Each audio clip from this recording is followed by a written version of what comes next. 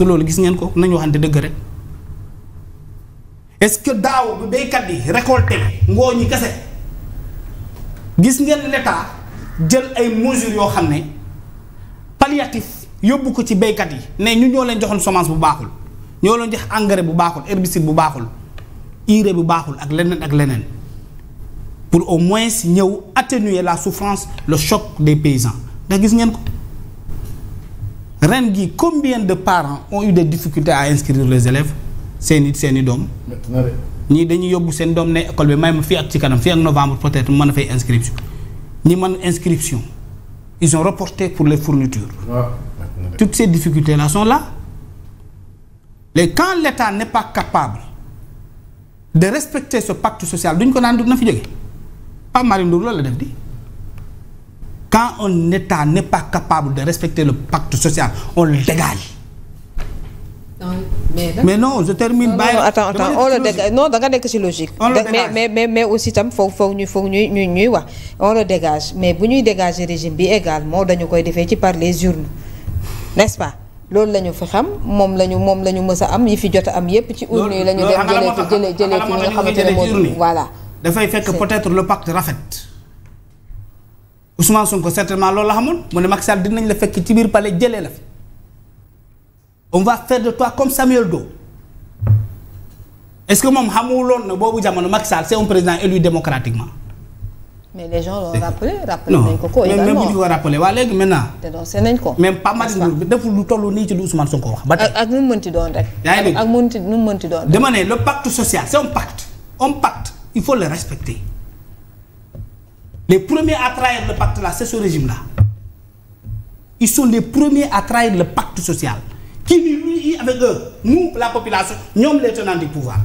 ñoo ko trahir loolu muy dëgg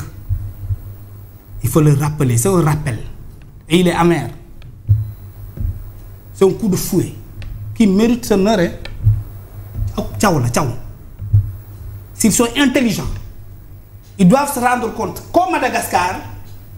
pour une cherté d'électricité rareté courant ndax bu cher ak ndox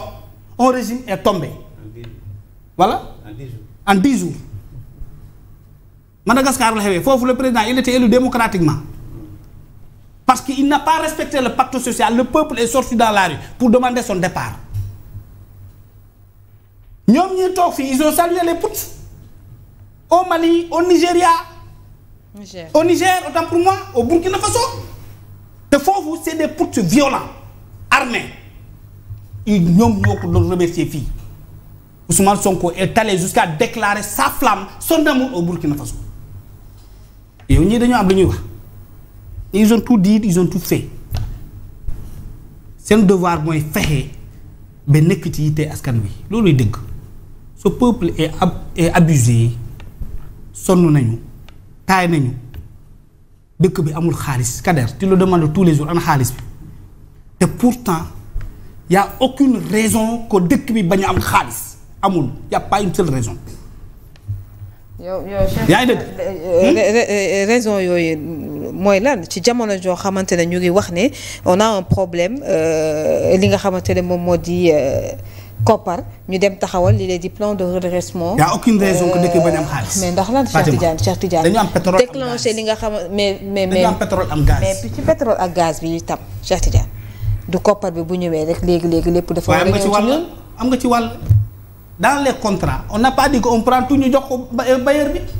y a une part qui revient au Sénégal 10%. oui mais non 10% c'est pas fixe day évoluer mën na dem ba 57% ba 80%. il faut aller relire les contrats là fekk ñëw rek bëgg a focaliser ci 10 même 10% du dara 10% ci ay milliards yu bari xaalis bu bari la 10% ci ay milliards yu baree bari xaalis bu bari la.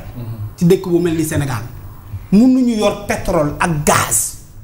dëkk boobu di ndool mënul nekk c'est pas possible ñaar moo mën a nekk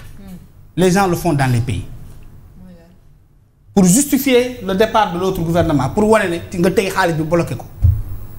souffrir loo askan wi pour le faire plier ñu ñëw ci yow les gens le font dans des pays bloqué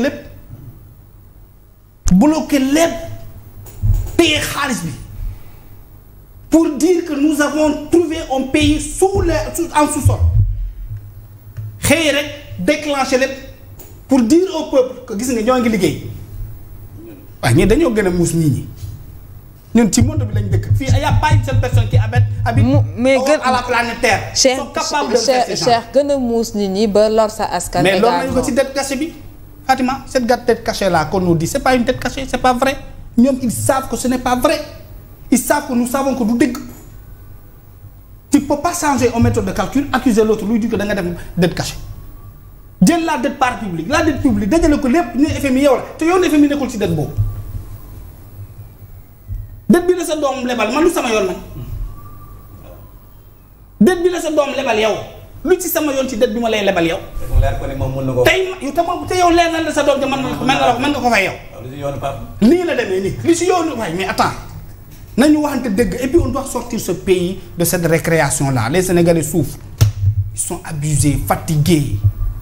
te dëkk bi dafa am alal gu baree bari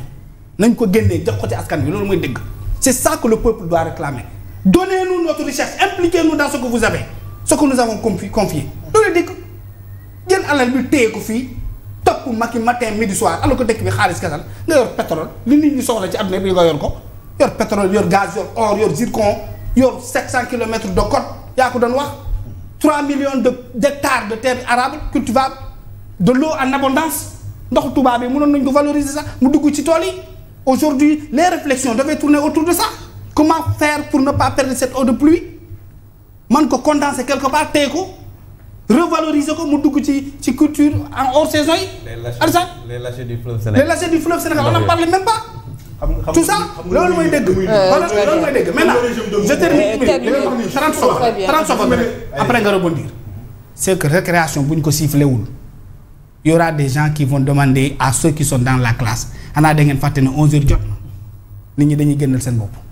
loolu mooy la vérité qu'il faut dire à ces gens là. mais xam nga li ma d'accord nag l'analyse de Bamba mooy il faut pas que dans ce pays là que avoir des ambitions soit un délit. c'est ça. Ousmane Sonko li mu am da ko xeex ba am ko. du yaafus moo ko may donc pourquoi ñu mën ko nangul moom ñu bëgg ko xañ ñeneen pas mal ndur su fekkee dafa am ay ambition présidentielle mais na dëggal boppam aussi simple que ça affaire bi moom gëm la rek. kenn moomul kenn fii yaa ko waxal sa bopp sénégalais yi. mun nañ la jox bopp tey. mën ko changer xool keneen lu la yàlla jox ci loxo yi sa waayam la ko nangu jox la ko kon fii amul kenn ko mën a ndamu. donc il faut arrêter cette judiciarisation de vouloir judiciariser le ba kenn politicien du wax wala kenn non les gens vont continuer à parler Abdou Nguer jàpp nañ ko yaa ngi koy wax ñoom Badara Gare est-ce que tax na Sénégalais ko ne di wax les gens continuent à parler. et justement fi nga waxee foofu nag Alassane mooy li nga wax mooy booy opposé wu mu jaral la ko loo su góobi na la ko gar. loolu xam nga Ousmane Sonko ak luñ ko mënti waxal que yow nga daan toog ay jamono mun di naqare ay baatam. li muy wax mu lay déranger mu lay métti lool parce que nga xam ne lii kenn mënu koo wax moom il assumé ay waxam sax nga mu dëgg mu ne j'assume la doon wax man bokk naa si ñu doon toog si plateau bi au nom de la République parce que man nee naa la man nekkul fi ma sàmm nekkul ma dem man Sénégal rek laay waxal ma ne leen toog ne leen Ousmane Sonko mii moom moo fi am fii Sénégal privilège boo xamante ne lu ko neex mu wax si Macky Sall te du mujj fenn su ma ko waxoon ma ñu jël si ma ne la Ousmane Sonko à un moment donné daal wax sax président Macky Sall lay wax ne serait-ce que pour le respect de notre institution. parce qu'il avait affaire mais ma ne Pape Malick Ndour boobu nga wax mais Fra jëm Fra ñoo ko fi ñu wax léegi Pape Malick Ndour boobu nga wax aussi il n'a qu'à s'assumer bu fekkee ne moom da koy wóor ne moom. mais loolu la rek. par exemple et je pense que moo tax tu m'as bien répondu tontu ko ma fi ne ma moom bàyyi na si xel moom bàyyi si xel mooy moom nag xamante ne tôt ou tard il va. je pense bien que bu bëggee ànd jàkkaarloo ak ñuy opposé pour que sénégalais xam ne moom li muy wax xam na ko moom am na ay ambition politique pour le Sénégal moom xam na ne moom peut-être il peut faire l'affaire na ko wóor ne ak ñii moom dem kaso bu mu ko jëm a daw wala bu mu ko jëm a naqaru ndax tôt ou tard dañ ko jëm a xool fu ñu koy tegee ndigg sa lu mu wax ñu jëm ko peser xool ba xam suñ si amee benn faille dañ koy woo li nga xamante mooy yoon. mais Diomaye kaso la jógee ñoo pale. kon waaw. kon waaw.